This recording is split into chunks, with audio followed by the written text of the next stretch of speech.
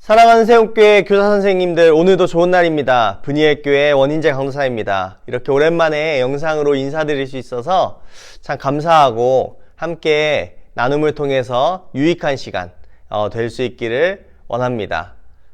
여러분, 스승의 날의 유래에 대해서 아시는지요?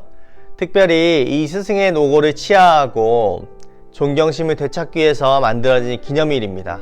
그런데 이것을 처음 만든 사람들은 충남 강경여자고등학교에 있는 학생회였다고 합니다. 이 학생들이 병중에 있는 교사나 또 특별히 은퇴한 교사들을 찾아가서 유문하는 운동을 일으켜서 그것을 계기로 스승의 날이 만들어졌다라고 합니다. 저는 이것이 좋은 제자의 상이라고 확신합니다. 학생들이 스승의 날을 만들었습니다. 학생들이 스스로 고마움과 감사함을 표현할 줄 압니다. 그 스승 밑에 좋은 제자들이 나왔다라고 저는 확신합니다. 마찬가지입니다. 하나님 나라의 가치를 아는 스승들이 많아지면, 그리고 선생님들이 많아지면 그 밑에 있는 아이들은 반드시 하나님 나라의 가치를 배우고 닮아갈 것이라고 저는 확신합니다.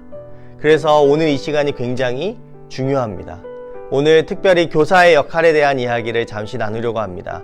이 시간을 통해서 유익을 얻고 또 내게 맡긴 역할이 얼마나 중요한 것인가, 그것을 기억하며 또 나아가는 그런 우리 귀한 선생님들 될 수 있기를 그리스도의 이름으로 축복합니다. 두 가지는 나누고 싶은데 그 중에 첫 번째는 예수님의 역할을 봐야 한다라는 것입니다. 교육학에서 이 교사의 정의는 이런 정의가 있습니다. 관찰할 수 없는 것들을 관찰하게 한다, 그리고 볼 수 없는 것들을 볼 수 있게 한다라는 어떤 정의가 있습니다.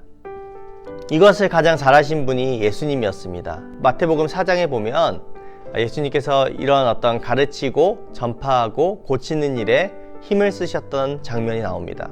예수께서 온 갈릴리에 두루 다니사 그들의 회당에서 가르치시며 천국 복음을 전파하시며 백성 중에 모든 병과 모든 약한 것을 고치시니. 아멘.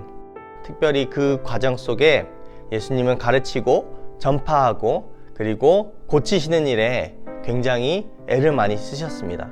대단한 것은 그것을 경험한 사람들마다 꿈을 꾸게 되고 다시 새롭게 시작하는 힘을 얻게 되었다라는 것입니다. 우리가 예수님처럼만 할 수 있다면 얼마나 좋을까요? 예수님처럼 고치고 그리고 가르칠 때마다 사람들이 깨닫고 전파하면 다 돌아오고 이렇게 된다면 얼마나 좋을까 생각합니다. 그러나 이 일이 쉽지 않다는 것을 저희 잘 압니다. 그러나 우리는 흉내낼 수 있다고 저는 확신합니다. 돌이켜보면 예수님께서 두루 다니셨다라는 것입니다. 두루 다니시는 일, 이곳도 가고 저곳도 가서 가르치시고 고치시는 일을 해냈다라는 것이죠. 찾아가야 합니다. 찾아가서 우리 아이들의 사정을 듣고 관심을 듣고 부모와 연계하고 함께 이야기 들으면서 이 아이에 대해서 알기 시작할 때, 그럴 때 관심이 생기고 이 아이를 위해서 기도하기 시작하고 이 아이들을 위해서 헌신하는 자세가 나온다라는 것입니다. 저는 그 헌신과 그 섬김과 그 노력이 우리 아이들을 꿈을 꾸게 하고 예수님을 알 수 없는 그 모든 환경 속에서 예수님을 바르게 알아갈 수 있을 것이라고 저는 확신합니다. 그 일에 우리 선생님들이 크게 쓰임받는 그런 소중한 삶의 여정이 될 수 있기를 그리스도의 이름으로 축복합니다. 우리가 그 일을 할 수 있는 이유는 우리가 먼저 그리스도의 사랑을 경험했기 때문입니다. 그 사랑을 기억하며 우리에게 맡기신 영혼들을 잘 감당하고 그리고 잘 섬길 수 있는 우리 선생님들 될 수 있기를 예수님의 이름으로 축복합니다. 두 번째, 그렇다면 내가 현실적으로 할 수 있는 일은 무엇인가 찾아내야 한다라는 것입니다. 우리가 가진 시간적, 제한적 상황 속에서 할 수 있는 일이 무엇인가 라는 것. 현실적으로 저는 두 가지 정도의 역할을 감당할 수 있을 것이라고 믿습니다. 그 중에 하나는 감동을 주는 역할입니다. 지금 섬기고 있는 분이엘교회에서 우리 중2 학생 한 명이 있는데, 이 학생이 신앙이 없는 집안에서 유치부 때부터 지금까지 잘 나오고 있습니다. 그 중심에는 지금 저희 중고등 부장님이신 우리 집사님이 있는데, 이 집사님이 유치부 때부터 지금까지 매주 픽업해서 데려다주고 혼자 올 수 있는 시간까지 잘 챙기고 잘 섬겼다라는 것이죠. 그래서 이 학생이 근래에 그런 이야기를 했습니다. 내가 지금까지 여기 있을 수 있었던 이유는 우리 부장 선생님 때문이었다 라고 이야기합니다. 저는 학생들이 감사해야 하는 교사 선생님이 된다면 아마 지금의 역할을 잘 감당하고 있는 선생님이 아닐까 믿습니다. 우리 선생님들께서 애써주시는, 감동을 주는 우리 역할을 감당하는 우리 선생님들 될 수 있기를 축복합니다. 두 번째는 시간을 할애하는 역할입니다. 저희 부서 선생님들께 그런 말씀을 드립니다.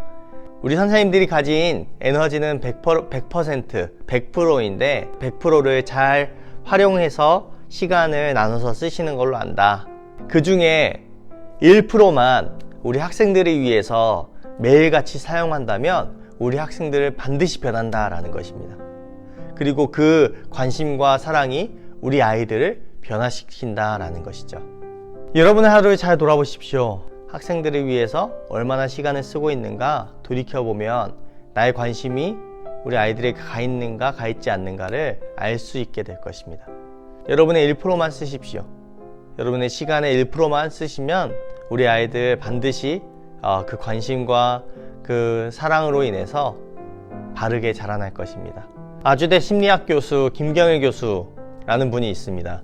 이분이 그런 이야기 했습니다. 한 사람이 감동을 받기 위해 필요한 개념은 오랜 시간, 긴 거리, 그리고 긴 공간이 필요하다고 합니다. 그래야 한 사람이 변화받고 한 사람이 감동을 받아서 변화가 된다라고 이야기합니다. 여러분의 삶을 통해서 우리 아이들에게 감동을 주기 위해 수많은 것들을 보여주고 수많은 시간을 함께 한다면 우리 아이들이 얼마나 크게 많이 변하겠습니까? 그리고 우리가 그 일에 쓰임 받았다면 하나님께서 얼마나 기뻐하실까요? 여러분의 삶에 하나님 앞에 올바르게 서야 되는 경건의 삶도 필요합니다. 그리고 그것도 필요하지만 그것과 함께 정말 중요한 것은 감동을 주는 것입니다. 함께 해주는 것입니다. 찾아가 주는 것입니다. 이것이 있을 때 우리 아이들 반드시 변화되고 예수님의 삶을, 우리 선생님들의 삶을 통해서 볼 수 있을 것입니다. 그런 삶의 여정이 되기를 그리스도의 이름으로 축복합니다. 그는 시냇가에 심은 나무가 철을 따라 열매를 맺으며 그 잎사귀가 마르지 아니함 같으니 그가 하는 모든 일이 다 형통하리로다. 아멘. 한 나무가 시냇가 옆에 있으면 100% 자랍니다. 그런데 모든 나무가 시냇가 옆에 있지는 않습니다. 멀리 떨어져 있기도 하고, 혹은 토양이 바른 곳에 있기도 하고, 혹은 토양이 부족한 곳에 있기도 합니다. 그러나 나무는 물이 있으면 자랍니다. 그리고 그 물을 공급하시는 분은 하나님이십니다. 그러나 그 물을 줄 수 있도록 그 역할을 감당하도록 맡기신 것이 저는 교사 선생님들의 역할이라고 저는 믿습니다. 나무는 우리에게 찾아오지 않습니다.